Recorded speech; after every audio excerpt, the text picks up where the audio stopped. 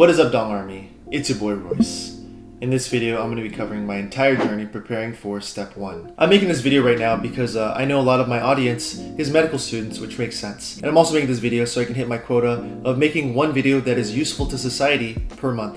And I feel a bit bittersweet creating this video because, this is essentially the last thing I'm going to do in medical school before I start my PhD. And I feel bittersweet because, I'm going to miss the clinics, I'm going to miss talking with patients, but I'm also going to miss getting a lot of views because I feel like medical students' lives are a lot more interesting than PhD students' lives. In case you don't know, Step 1 is one of the most important tests that medical students and doctors take. They typically take it after their second year of medical school. That is after they finished 2 years of their preclinical courses before they go on to do their clinical rotations in the hospital in their third and fourth years. In case you haven't seen it yet, please check out my genuine reaction video to my Step 1 score. And I also want to say thanks to the people who commented suggesting I create this video. Shout out to those people. Thank you for making me relive my, extremely pleasant Step 1 experience. So I just want to preface this video by saying that my journey in studying for Step 1 is rather unique, and that's just based on Penn's curriculum. We do, instead of 2 years of preclinical courses and then 2 years of clinics, we do 1.5 years of preclinical courses and then 2.5 years of clinics. And what that means is we fit in an extra half year in there of clinical rotations before we take Step 1, the end of our second year, for us MD PhDs. And so for me, taking Step 1, I was able to prepare for it in just 3 weeks because I had, prior experience and prior knowledge in the hospital working with patients and learning, clinically relevant information in the hospital. There's only a handful of other medical students out there who have this kind of experience. So me making this video is not necessarily going to be, a detailed, definitive guide for how you should study for Step 1. Instead, I want to make this a video that's more of like a case report. This is just an N of 1 example of how I passed Step 1 given my very specific circumstances of taking those extra 6 months of clinical rotations before I started my PhD and before I took Step 1. So in recent years too, Step 1 has been transitioned to fully pass-fail. Before, you'd have to get a graded score out of 300, and I think anything above like a 250 is phenomenal.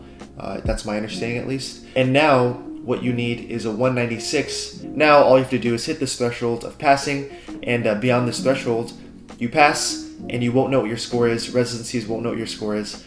So it's a very hard cutoff and you just have to hit it. So without further ado, let's get started. And I want to start by talking about my thoughts on the test. So, I'll be honest with you, reflecting back on Step 1 and studying for Step 1, it was all kind of a blur. From my perspective, I had just finished 6 months of clerkships. Starting from January and ending in July, I did 3 months of surgery and 3 months of internal and family medicine. So basically I did 6 months of the most intense clerkships that UPenn has to offer. And these are, 10 to 12 hour days, 5 to 6 days a week. It's an extremely rigorous lifestyle. And by the end of it, to be honest with you, I felt, a bit of burnout. I just kind of lost motivation, and I lost, not all motivation, but at least I lost some motivation and I lost some interest. And after I finished my clerkships in July, I went straight into studying for Step 1. And this feeling of burnout only amplified throughout my studying for Step 1. I kind of just got tired of, reading from this dang book. I got tired of doing UWorld questions. I got tired of studying, and I kind of just wanted to get it over with. And so for me right now, looking back at Step 1, I honestly don't really remember too much about it. It's like my brain kind of just blocked out this traumatic experience in my life. It's very similar to the MCAT actually, even though the cutoff is a lot lower for passing Step 1 versus, having to score like a 250 or 260. I still felt a lot of stress to pass because that's still, scoring a 196 seems like a lot lower than a 250, but it's still somehow a really tough benchmark to hit. And this reminds me of Parkinson's law. This is, a heuristic, I guess, that says that the amount of work you have will fill in the time that you have to do that work. Let's say you have an essay that's due in 3 weeks versus 6 weeks. You still have that one essay to do, but whether it takes 3 weeks or 6 weeks, you're still going to spend the entire time. Your brain kind of just fills in the time such that you're working continuously up until the deadline. And that's what studying for step 1 reminded me of. But instead of like duration, it was more like this cutoff, you know, whether you're trying to hit a 250 or whether you're trying to hit a 196, it's a similar experience because your brain kind of adjusts maladaptively, honestly, to fit in that space. So to hit a 250, you're going to be studying, and you'll be reaching that asymptote of hitting a 250, hovering in the 230s, 240s range until eventually you hit the 250. Whereas if you're studying for the 196, you know, you'll be approaching the asymptote of 196. What I'm trying to say is the pass-fail thing relieved a lot of stress, but it did make it completely stress-free. So the next thing I want to talk about is my prior knowledge going into step 1. So like I said earlier, I did 3 months of the surgery clerkship, and I did 3 months of internal and family medicine. And so these are, you know, notoriously the hardest clerkships because they cover just so much knowledge. You're not just doing psychiatry, for example. You know, internal medicine covers all of medicine. You have to learn cardiology, pulmonology, you know, what other topics are there in medicine? And because I studied sufficiently to safely pass those NBME shelf exams for those respective clerkships, I could then, you know, maintain that knowledge going into my step 1 studying. So when I went and studied for step 1, I didn't need to, you know, start from scratch for cardiology or pulmonology. I actually had a lot of background information on those subjects. And like rheumatology, for example, I don't think I studied rheumatology at all for step 1 because I just had the background knowledge and I felt sufficiently prepared and had sufficient, you know, mastery of that subject. My background knowledge included those big heavy-hitting topics. I guess I can look through this step 1 book, table of contents, just to see exactly what I knew. I had, you know, great knowledge in cardiovascular, endocrine, gastrointestinal, hematology, musculoskeletal, especially from, you know, surgery and spending a lot of time in the ortho rotation, neurology, psychiatry. Admittedly, I had less knowledge in those, just from, you know, surgery and IM. So I did have to brush up on that. Renal I knew really well from IM because you just have to learn all types of kidney injuries, all types of chronic and acute kidney diseases. Reproductive I admittedly did not know much about because I did not do my OB-GYN rotation, so I had to brush up on reproductive. That is, you know, like fetal development, the reproductive systems, although I did do urology, so I knew male reproductive health pretty well, which I'm thankful for. And respiratory, which is the lungs, I knew well from internal medicine. Now I want to talk about the content review that I did. So I really only used 2 things for content review. One was this first aid book, and another was UWorld. So let me first talk about the first aid book. So I used this outdated version of first aid. This is the 2019 version of first aid that I found in the student lounge recycling bin and that I fished out, you know, brushed off the trash from. And yeah, that's the one I stuck with. On a real note, I just kind of found it in the student lounge and didn't care to get a newer version. And I thought this was probably good enough. I just feel like they make, you know, new textbooks every year just to make money. You know, they introduce just a few slight, you know, changes in the formatting, slight changes in the organization of the books, just to be able to make a new version every year. So in case you don't know, First Aid is the notorious book that basically all medical students use to study for step 1. So looking at the table of contents here, I really only had to review the first part of the book, which was biochemistry, immunology, pathology, and pharmacology. These different subjects were more fundamental knowledge that, you know, never really showed up in the clerkships. You know, we wouldn't have to know different biochemical pathways. We didn't have to know like glycolysis or the Krebs cycle to treat a patient, to be honest with you. That was definitely stuff I had to brush up on because step 1 happens to cover that kind of information. Step 1 is such an important and difficult test because it represents kind of the culmination of the first 2 years of medical school.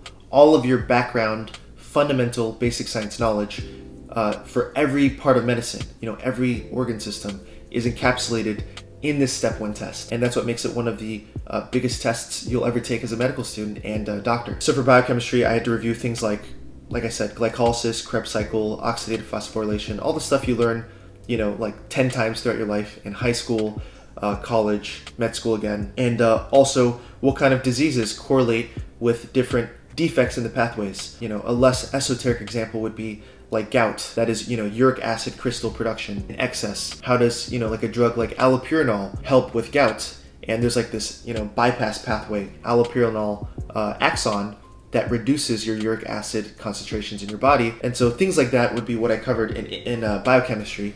And for immunology, I had to cover things like what the different immune cells were and what they did, the different types of T cells, the different types of B cells, the different types of cytokines, that is, inflammatory molecules that T cells and B cells and macrophages, etc., release in response to foreign invaders in order to recruit more immune cells to that area of the body. So that's what immunology was. So for microbiology, I just learned literally everything about viruses, literally everything about bacteria, parasites, and also the drugs that act on those and what their specific mechanisms are. So for example, antifungal medications, one medication acts on the fungal cell wall, one acts on ergosterol, that is in the cell membrane, one acts on microtubule formation. That's essentially what I did for microbiology, is learning all of the components of the microbes and learning all of the components of the antimicrobes. And finally, for pathology and pharmacology, you had to learn how diseases worked.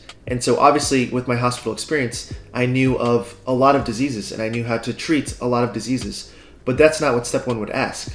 Step one would ask you about, instead, not what medication would you use to treat a disease, but instead, here's the medication, how does that medication work? They wouldn't be like, hey, this person presents with heart failure, what's the next medication you give? And that's what a clinician does.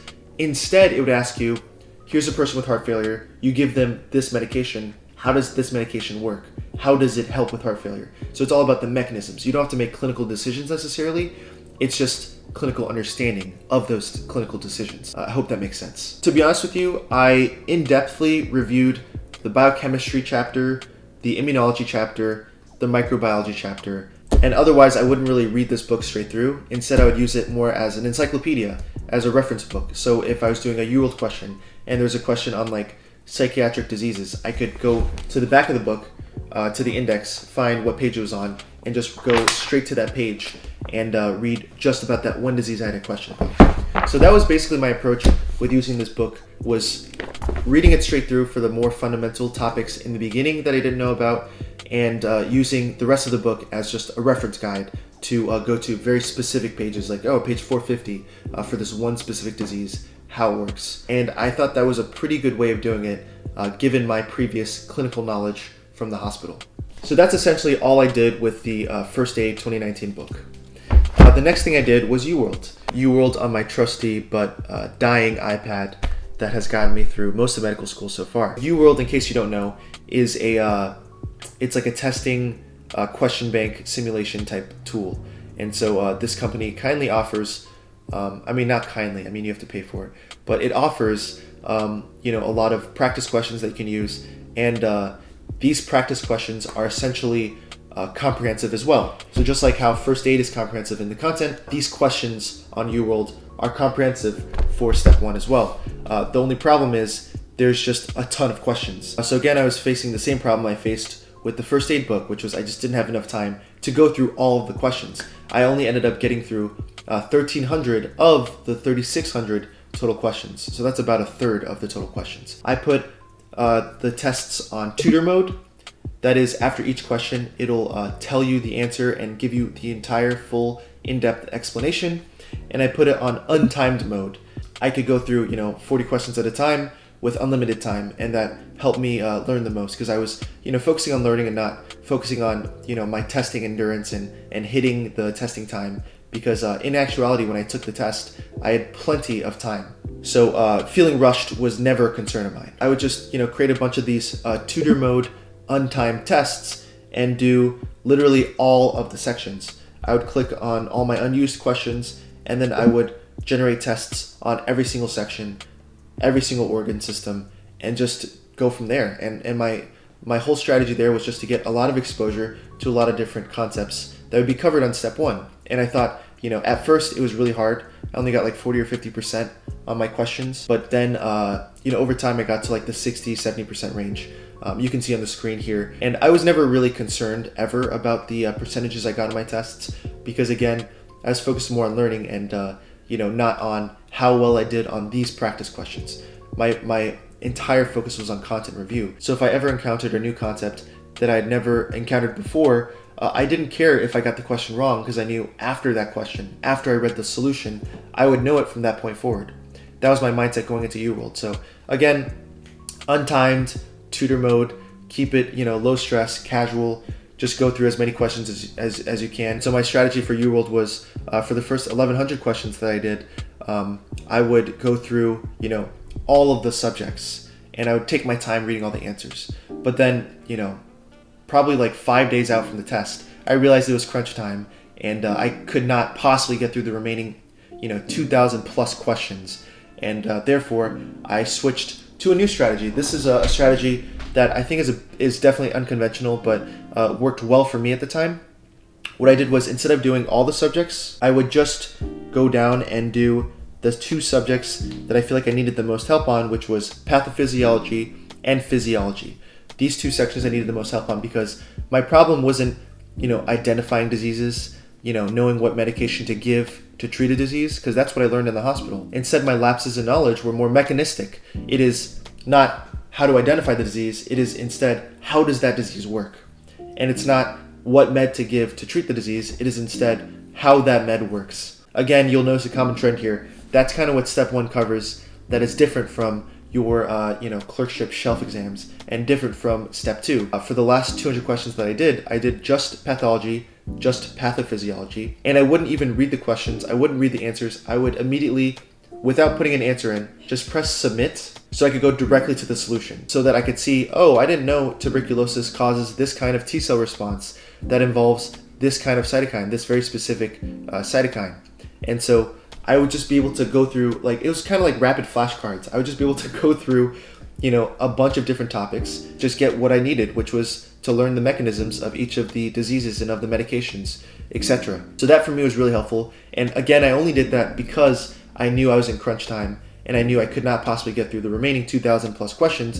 And so this was my way of at least casting a wide net, getting at least exposed to these topics, instead of doing the 200 questions, just doing 40 questions super in depth. I thought doing 200 not as in depth and just seeing the answers straight up was a better strategy for me. So that's essentially how I approached UWorld. You can see my global percentage was about 60% correct, but keep in mind my last few tests were 0%. I just didn't put an answer in, so keep that in mind. I think I hovered around the 60%, and again too, I did not really care about my percentage, but in case you were interested. So that's basically all I did for content review. I used the first aid book, and I used UWorld. So the next thing I want to talk about is my practice tests and the overall schedule.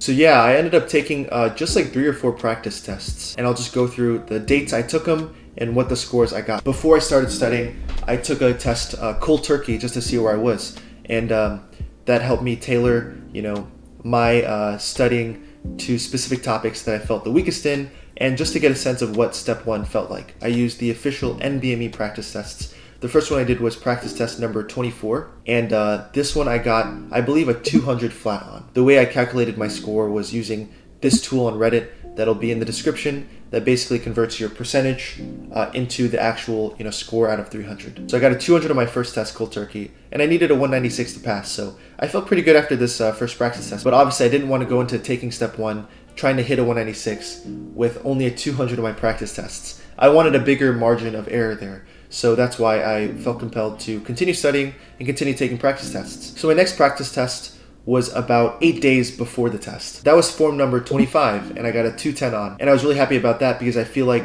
a 210 is safely above the 196 cutoff to pass. And obviously there's not a lot of data on what kind of scores you need in order to pass, because step 1 was only recently changed to pass fail. But I just felt comfortable with that margin of error. And so after that test, I stopped taking any more practice tests, because I, as a really bad scientist, didn't want to deal with any more bad data. So I collected, my 2 data points, a 200 and a 210, and I'm like, okay, no more data there. So I basically didn't take a practice test until 2 days before my actual exam, and I took the official NBME free 120 questions that they offer on their website. I took the old one that I just found on Reddit somewhere. I took this old 120 form, and according to Reddit, according to my friend who reads Reddit, because I didn't actually look at the forms myself, apparently if you get a 70% or higher on the free 120 form, you basically have like a 99% chance of passing, which is, kind of a crazy, guarantee. Like, how can they guarantee that? But, I'm not one to question or complain. So that was my mindset going into my third and final practice test, the free old 120 questions that I took 2 days before the test. And that one I got like a 77% on. Again, I needed a 70% in order to, pretty much get a soft guarantee to pass. And so getting a 77% meant I was going to get like a 110% chance of passing. So that was actually a really good feeling. And, thinking back to it now, I was actually super stressed the week before the exam because, I feel like I just needed more time to study and I didn't really prepare myself as best I could have. Again, I only did like a third of the UWorld questions, and I was like, oh man, if I fail this test and I only did a third of the questions, I'm going to feel bad about myself because I know I definitely could have motivated myself to do like at least 2/3, or, reading just like the first chunk, the first fifth of first aid, I would have felt bad because I knew I could have definitely read the entire book had I, actually felt more motivated. At this time, I had finished 6 months of clerkships. I had done 3, semi-intense weeks of studying, and I just felt totally burnt out. I just felt completely tired and unmotivated with studying, to be honest with you. I just wanted it to be over. So taking these practice tests, getting the 210 and then getting the 77%, really made me feel better. I tried to rationalize it that way with myself, that, hey, I scored so high, I should be able to pass safely. And throughout these 3 weeks studying for step 1, I would just switch off between reading first aid and doing UWorld questions. I honestly studied like 5 or 6 hours a day, which is like, some of the most intense studying I've done in medical school so far. So it was very fatiguing. I spent a lot of time spending time with friends, exercising, playing basketball, just enjoying myself. We traveled a little bit too. Now, the last thing I want to talk about is my actual test day experience.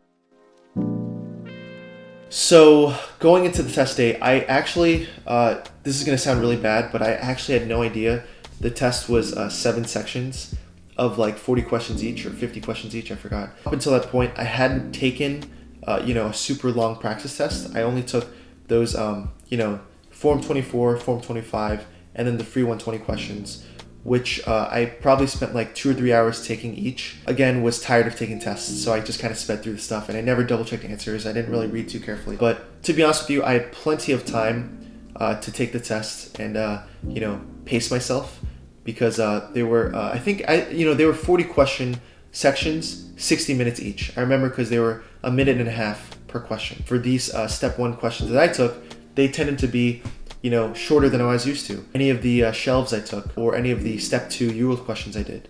So these step 1 questions went by a lot quicker, and I was very thankful for that. And so because the questions were shorter, and because I had like plenty of break time, you had like an hour of break to spend throughout the entire day, which I only spent like 45 minutes of. I had a lot of time to like really pace myself and spent like, I even took like power naps here and there, just set like a 2-minute internal timer, put my head down, put my head back up. I definitely did feel fatigued by the end of it because it was truly a marathon, 8 hours. It was just no joke. Yeah, looking back at it now and being in the, inside the dank testing center with like, no windows, dim yellow lighting, no AC that worked. So it was like really warm in the testing center.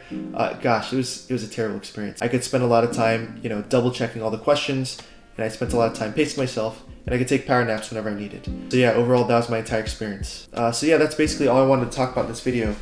Sorry if it ended up being a little lengthy, and I hope you found this helpful. Again, this wasn't meant to be like a definitive study guide. Instead, this was meant to be a case report, my specific scenario, how I ended up passing in 3 weeks. So I hope you guys found this helpful, and yeah, I'll see you guys next week.